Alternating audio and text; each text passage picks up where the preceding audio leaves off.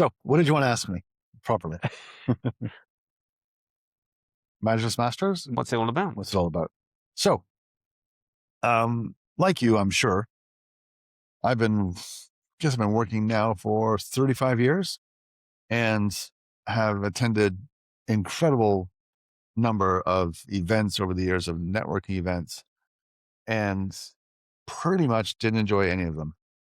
As far None as of them? pretty much. Why? Well, it's funny because I find if I go back to my banking career, I actually found, I may be wrong in this, I probably am wrong, but I found as sort of HSBC and what we were doing, I got little value out of going to a networking function and just meeting up with guys and that I already know in the community and just basically having a drink with them or having a coffee, whatever it is. So it was just nice to see people. And so I enjoyed the company, but as far as actual business or getting something out of it, it never kind of went that way. And because that is, in my view, was always the purpose of a networking group, to network and get new contacts and get new clients. And just never felt it ever really worked. And I'd go to them, and every time I'd go optimistically and this is going to work. But well, as you know, I'd see you and go, oh, there's somebody I like, and I go and talk to them. So again, maybe it's partially it's me, right? Because I don't want to go around. But I guess why looking at Majlis Masters was one of the key things. It's not a networking group, right? And it's not a group to go and meet other people and try to get business. What it is all about is developing the entrepreneur, right? Too often there are, again, these events that you go to, which are, again, might be fun, might be a bit enjoyable, but probably for the most part, not much more value is out of it. But by having a group that gets together, that we bring together, bringing experts in and experts within the room as well, that share their experience, share where they had difficult times or they have things that have gone well, I think really adds a lot of value. And I'm familiar with a number of groups around the world that do similar. And we thought that now is the right time to bring this to the Middle East. We're obviously sitting in Qatar right now, but between Qatar, Saudi, Bahrain, Oman, the UAE, obviously, Kuwait, there are a lot of entrepreneurs that struggle with issues, as we all do, right? And you're very much on your own, and you're kind of so busy being busy that you don't have time to meet with other people. And by having a group, having a membership group that people belong to, where they can go on a regular basis, meet other entrepreneurs, learn from each other. If I look at the things I've learned from you for social media, things I've learned from you about videos or anything, and how I brought that into Nelson Park. And maybe one day you can learn something from me. We'll see. One day. But I think, by having that type of group where, and hence the phrase masters, is that people are often, they could be experts in large areas. They had a really good experience in the recruitment process for their company or a new system they brought in, to use the most overused word in society right now, with an AI system, where they've found that's really, changed their business completely. That, I think, will add a lot of value to entrepreneurs. So the key thing behind Majlis Masters is to have a group that's not a networking group, where you're not there to get business from each other. Hey, if business gets done, great. If that comes as part of it, that's a bonus. But really, it's all about the entrepreneur. Creating a network, wrong words, but creating a group, a community of people that get together, share their experience, and learn from each other. That's really, really important to me. And I just wish I would have had it 16 years ago when I started on my own. Yeah, I think reflecting back on my journey and how, as you say, there are plenty of networking groups, networking events, but when I needed the support, they all fell apart. No one was there. And, I never forget someone saying, well, if you haven't created your own network from these networking groups, it's all on you. Yeah. But as you say,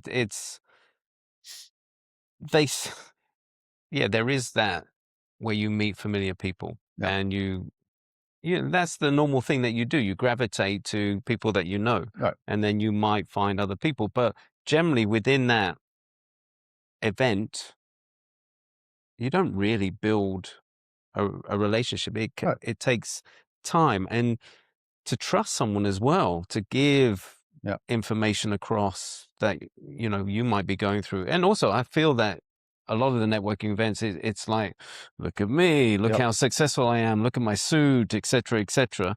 So, and there's a lot of masks that are worn Yeah. at these events. I wore them for sure. Again, I'd go as HSBC. Absolutely. And, So, and a young entrepreneur would come up to me and I'm like, well, I'm HSBC. I'm So HSBC. I'm dealing with you. Yeah. And so he's trying to pitch. I'm not interested because I'm here because I'm the bank, and that'd be it. Again, that's down to me. Like I didn't have the right attitude about it, but I wasn't alone. No, Right? not at all. You know, So I think this is valuable when because it was your idea. thank you. You came to me and you said, look, I've got this idea. What do you think about it? And because of what I've been through, I thought it was valuable. I thought it was something that is relevant and needed Right. in this area. So I'll give you a great example from today, like literally from today. So as you know, I belong to a group called Strategic Coach, right? Where I go to on a quarterly basis. Again, not a networking group, but a group for the entrepreneurs, a specific training course, coaching course for entrepreneurs specifically. And through that, we have WhatsApp groups, so we all share information and things. So I'm considering scaling up one of the businesses. So recruiting a number of people rather quickly over a short period of time. So when people look at Nelson Park, obviously it started with one, and now we're better part of 55 people. If I had the whole business in, about 70 people, 3 different businesses, 2 different countries. But that was over 16 years, right? There was never, we didn't have a month where we hired 10. We didn't have a quarter when we hired 10. It'd been a slow growth, hire 2 or 3, lose 1, build and build and build as you go along. But now I'm looking to scale things up. And I've never done that before. So in Strategic Coach, in one of the groups, I said, hey guys, I'm looking at doing this. Any resources you'd recommend? And there was 2 or 3 good books. And someone said, oh, this book, this is really good. They have a course that goes along with it. Don't do the course. Waste of time. Yeah. The book gives you everything you need. And then someone said, this book or that one's really good resources, or this is a great podcast around it. And great. I'm going to buy at least 2 of the books. I'm going to read them. I'm going to enjoy it. But what would I really like to do? I like to sit and talk to somebody that's done it, particularly in the Middle East context. Yeah. Because I'm sure you're the same I was from the UK, you're from Canada, but I've proudly lived and worked in England. I don't have visa issues in England, right? I don't have work permits. I don't have health screening. I don't have all the issues that you have hiring expatriates or NOCs or any of that. You just hire the guy or the gal. Hire them. Yeah, absolutely. And they start. There's the contract. And they start. And if they're not happy, then they leave. You don't have to worry about indemnities or long service. And bigger companies have bigger issues around pensions, but day to day, you don't need to worry about that. But scaling up in a Middle East context, it's a whole different game. Very true. Which is why so many banks here don't scale up. They hire outsourcing companies because of all that stuff. Well, and finding the right people either locally or from abroad. Right. It's difficult, right? Yeah. So I would really today get a huge amount of benefit from somebody that's grown their business rapidly over a short period of time. You did that with Ginger Camel at certain stages where you really went through a growth spurt. Yeah. And I'm sure I could sit with you right now for a half an hour and you'd say, this went well, man, I got this wrong. Yeah. And if there's one thing that entrepreneurs love is not just a story about success, but a turnaround or where they struggle, where someone struggled and where it didn't work. Yeah. And this is what I learned from it. Yeah. Right. I think we always learn we learn a lot more from our failures than we do our successes. So, the idea is when Majlis Masters is up and running, one day we'll have one of our speakers join from the group and they'll talk about how they took their business from this size to this size. If I look at, some of the real estate brokerages in Dubai, I have the biggest team in Qatar, arguably the biggest team with about 40 agents. Brokers in Dubai have 900. Wow. Right? So if you want to be a top broker in Dubai, you're going to have close to 900. And the systems I have today are not compatible with 900. They're just not. So what are we going to have to do differently? right? What are all the steps? Mm. And to have someone share their experience would have tremendous value. And if you look at the businesses that you've run or your coaching business, I'm guessing there's some really good areas that you could use expertise or another master in the group to learn from. Oh, absolutely. And I think that's the beauty of it, is that and look, we've been on 2 different journeys, but we've learned from people along the way Yeah. that have walked beside us. And we've learned from them, from their expertise, from their experience.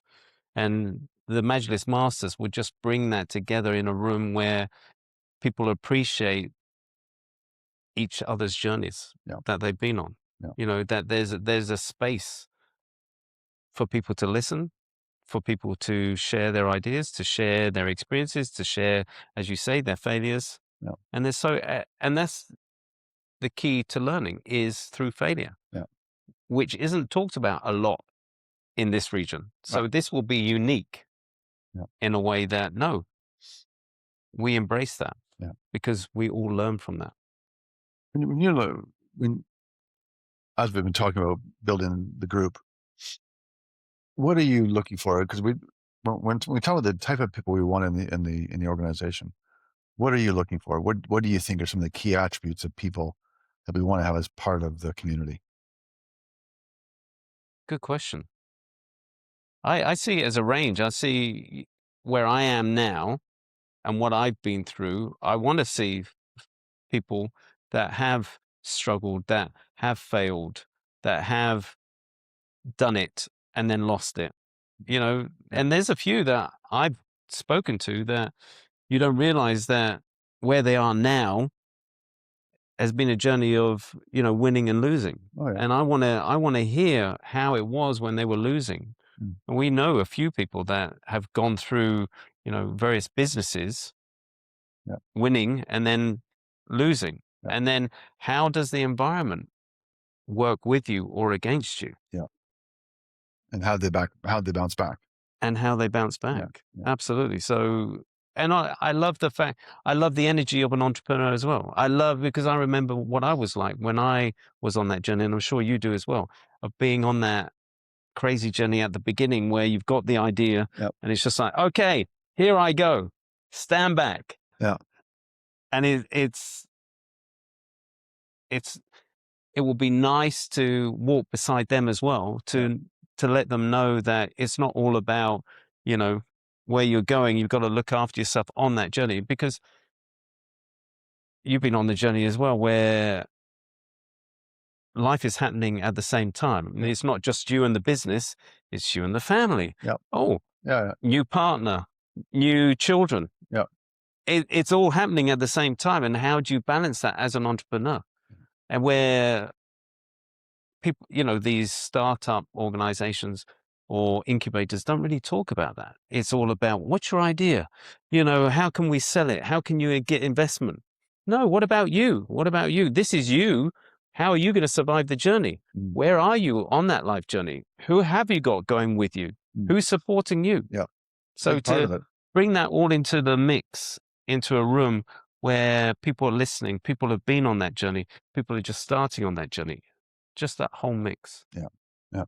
That's a big part. I think one of the things I was really keen on is that the people that join, people that attend, are people that are willing to share. Oh, right. 100%. So not just, to use an old phrase, there's takers and givers, right? And now what you want, the word take, well, we'll use that word. What you want is somebody that's happy to take knowledge from other people and also happy to give knowledge. Yeah. It's okay to be both. Yeah. Oh, yeah. So you can't, it's rare that someone's just a giver, but you want somebody that is happy to share their experience. Yeah. Feels good about sharing it. And also then has the openness to say, I can learn from other people as well. That's when it really has value. Absolutely. Right. When both sides are opening up. It's like any relationship, right? Yeah. When you and I meet for coffee, you'll talk about what's happening in your life. I'll share what's happening in mine. We can learn from each other, give advice to each other. So now you think of a much larger community that has that capability across different sectors because, well, as we've discussed so many times, although I'm predominantly real estate driven with my businesses, the lessons learned go cross. I was say cross currency, wrong ex-banker here. They go cross industry, cross sector. Well, and countries. Yeah, you worked in various countries, yeah, and I've learned a lot from hearing your stories. yeah. And those things can really branch along. So I think it's quite key that the people that we do bring in into the community actually have that desire to to learn from each other, desire, want us to learn, and also to share their own experience, because that's when it really has power. But that's what I like about the Majlis Masters is that it's not going to be an open forum. Yeah, All right, just the LinkedIn page is just an open forum, yeah, but the membership will basically be an application where we will vet, yeah. so we get the right people in the room. It won't, so people feel safe, secure, Mhm. and know that you're all there for the same purpose, same reason. Yeah. Yeah, I think that's right. And it's interesting what you said about that. I think we learn far more from, we learn more from our failures, right? Mm, And not that we get great glee in reveling in someone else's failure, quite to the contrary, but there's just so many lessons to be learned. You know, I was listening to a podcast this morning, um, and so it was Scaling Up, a great podcast from Australia, and it was literally, the episode was from 5 years ago, and the gentleman he was interviewing, he now runs a very large sort of social media marketing company. I'm going to say North America because he mentioned, excuse me, he started in India and he moved to Canada when he was young. And his father and his uncle had a business. And I just kind of dropping in out of the podcast. What he talked about was that his business went really, really well. And he said, to such a degree, we bought an airline. So, okay, yeah, that's really well, right? Fun fact, he also mentioned that because he was living in India, he just so happened to fly first class on the first 777 flight for Emirates when it was launched. yeah. Fun fact, I flew on the second Emirates 777 flight in economy, just so for the listeners. So he was ahead of me Yeah. in two ways, Yeah. both in the plane and the flight as well. And so that was interesting. So he mentioned this at the beginning, and then mentioned Canada and stuff, and then what he was doing. And then at the end of the podcast, the guy said, "Oh, so what happened to the business?" He goes, "Oh, a few key decisions, lost it all." Oh, I want a podcast on that now, right? I want to, and he said, "Yeah, we've learned from the lessons, and my goal is not to repeat them." Yeah. So I want to hear about the successes. I want to hear where people have changed things. I want to learn from that, and also, this is where we got things wrong. And then everyone loves redemption story, right? Where they Oh, got it absolutely. wrong, they turned Yeah. it around, and I mean, there's over the 16 years of Nelson Park, there has been dark days, right? There's been times in the middle of it. I know your journey with Ginger Camel, things were up and down, and you had all the whole roller coaster ride, Mm, right? Then you made a strategic decision to pivot into something else, yeah. and that has a lot of value for a lot of people. Absolutely. Yep. Yeah. Especially, and also with looking at people's ages as well. Some people wouldn't take that risk, Right. depending on where they are in their life, depending on what responsibilities they have as well. Yeah. So to learn from someone that's either your age, that's going through similar things, that, oh, that's what you did. Yeah. Okay. So it's not too late, Yeah. because everyone around me says, oh, it's too late. I should do this or I should do that. All right. Well, whenever somebody says it's too late, the example that every coach brings up. Mr. Kentucky Fried There you Chicken. go. The Colonel is Well, beating I'm a little bit similar to Mr. KFC. exactly. It's your Southern fried chicken recipe. Absolutely. Everyone brings that up. Yeah. Yeah. So his age, but then he failed 750 times to sell his recipe. Yeah. Quite the story, right? Yeah. And you think it's just absolutely ubiquitous brand globally, and started, thankfully, still older than I am today. although I'm catching up. Give me a few more We're years, all and reaching, yeah, I'll be the age of the colonel. yeah, absolutely. But no, I think it's important as well. I mentioned it earlier about the region as well, that yes, there are a lot of players with networking. You and me were part of a very Yeah. strict networking, Yeah. which was all about referrals and helping each other, and sales. People in the room are your sales team, Yeah. et cetera, et cetera. But, when you brought this to me, it just resonated from here, Yeah. where Nice. where it's about giving and sharing and walking beside fellow entrepreneurs, business owners. Yeah. Because as you said, it's not an easy journey. When it's going right, it's not easy because Yeah. as you said, scaling up Right. in the region. Is this the right way? Is this the wrong way? What do I need to do, Yeah. etc.? Where's the information? And to use the old phrase, right? It's lonely at the top when you're on your own, right? That's that I And you never forget. don't appear to be weak. No, I never forget that. When I reached the top, it was just like, Yeah. oh, is this it? Yeah. Because the climb, it's Yeah. you never have time for yourself. You're literally focusing on where you're grabbing hold, etc., etc. But when you reach the top, and yeah, you can breathe, but then it's just like, I'm not sure about this. Yeah. As you say, it's lonely. Air's a bit thinner. Air's a bit thinner. A bit more difficult The to breathe. view is great. Exactly. The view is great, what Yep. you've achieved, but If it's air not is cloudy.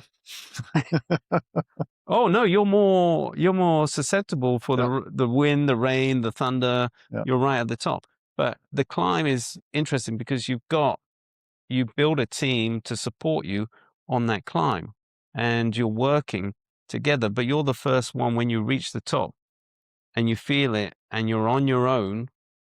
It's just like, now what? Yeah. How do I keep myself up here? Yep. How do I entertain myself up here? How do I keep myself, Yep. focused? Yep. Because when you're climbing, you really have to stay focused because a slip could have you falling. But when you reach the top, okay, there's Yeah. stability in a way, but there might be a storm Yep. which happened to me, which was a huge, big storm, COVID, Yep. literally pushed me off the mountain. Yep. Yeah. Couldn't have planned for it. No, Couldn't have not dealt at with it. all. Yeah. No, what you thought was a stable climb Up up the top. 45 degrees. Yeah, you're in angle. control. Yeah. All right. Yeah. You got to be careful of the moves that you make.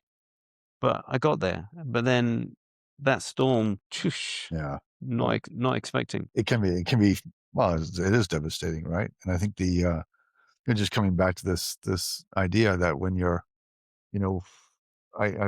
this goes back to my corporate career. I'm sure I've told you the story before, but when I took over, was CEO for HSBC in Russia, and I drove my predecessor to the airport, dropped him off, went back to my desk. It was the first time I was CEO. So I'm in Moscow, 20 odd years ago, 22 years ago now. And basically got a cup of tea. I'm sitting in my office and I go, right, what do I do now? And although I had a boss in London, Yeah. I didn't have a boss in the office, and 3 time zones away, and a whole universe away, or so it felt. And I thought, I've never realized how often in my career I've been told what to do, whether it's just stuff I had to do as part of the job. Yeah. Now it's really on me. And although it wasn't entrepreneurial per se, it was the first time I really had a great chance to run my own business fully, within the guidelines of the bank. And I remember thinking, this feels lonely, and I'm a little bit scared, and I literally have no idea what to do. So what am I going to do to increase revenue? What do I need to look at? What do I need to do to change things? How can I make things happen? And that hit me then. So when a few years later, I started setting up Nelson Park, I was kind of more used to that idea. But that's one of the challenges, is that, I don't report to anybody. I don't have an advisory board at this stage. I don't have a board of directors. I don't report to anyone. And there can be a lot of benefits to that. There's a lot of downsides to Yeah. it, right? You have to hold yourself accountable. There's no one I'm accountable to. And so there's no one that's giving me new ideas from above. Frankly, my team gives me good ideas, but you're really, really on your own. And it's such a different feeling. And so I think if there's things that we can do within Majlis Masters to really help people, to really help them on their pathway, you know, and again, but we're looking for entrepreneurs mainly that have been, as a friend of mine likes to say, calls it in the game. They've been in the game for a number of years. They've had some ups and downs. They're at a certain level of sales revenue. Come on in, and let's grow together as we make this happen. Absolutely. No, and you just reminded me of why you were talking about why we set up the mastermind group that we had. Yeah. Was to allow each of us to walk beside each other, to give support, also to give feedback, also to push us Yep. when we felt that we knew that you could do much more, to test you, Yep. feel uncomfortable. Yep. And that was important for me, you know, at that time. Yeah. Yeah, it really helped me, and that's why we stayed in touch, because we listened, we benefited from where you were standing, looking at what I was going through, and gave me feedback. You would reflect back what you were hearing, what you were seeing, and I would do the same. Yeah, that's the best way it works. Yeah, Yep. and we've taken that, and that's why Majlis Masters. That's where the inspiration came from. Indeed. So where do we go from here? Well, that was, hey, hold on. Are I you said leading follow me? my lead, Okay. not you. No, I think this is great. I think this is a great introduction for everyone. Yep.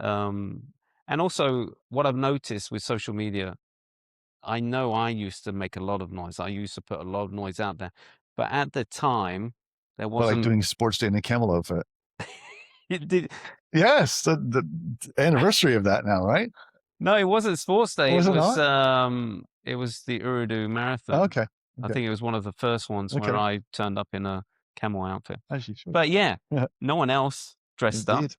But I would always try and, get out there any way I could on social media, because there wasn't much noise. Yep. Now it's full. There's So more. I don't want these podcasts to be lost in the noise. So Yep. I want them to basically be on our platform. Yep. And be relevant to our audience. Yep. We're not using it to promote ourselves to a wider audience. We're there to be with you guys who have made the effort, or feel that there's something inside of you that has this connection that you can benefit from joining us on our journey while we build this Majlis Masters up. Yep. So it will go out on LinkedIn. It will be on our podcast. All right. People can see it if Yep. they find it, Yep. but we're not literally going to spam it everywhere. It's relevant to whoever feels connected. Perfect. I couldn't have said it better myself. And that's it. So I'm looking forward to this journey. I hope Yep. you guys are Thank going to you. look forward to this journey. Hey, look, we've been on a journey and we're excited about this. This is the first time we've worked together. Yep.